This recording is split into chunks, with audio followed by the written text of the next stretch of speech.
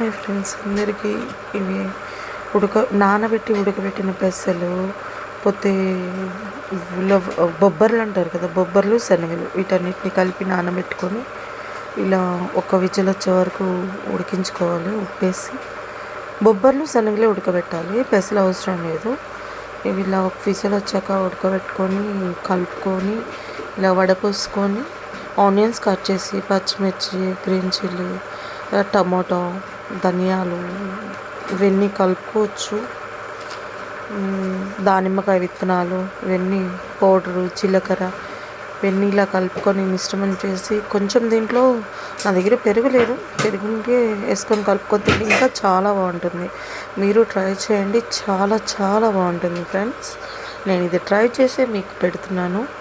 పెరిగేసుకొని try చేయండి, చాలా చాలా బాగుంటుంది. వీడియో కంపల్సరీ నచ్చితే లైక్ చేయండి, సబ్స్క్రైబ్ చేయండి.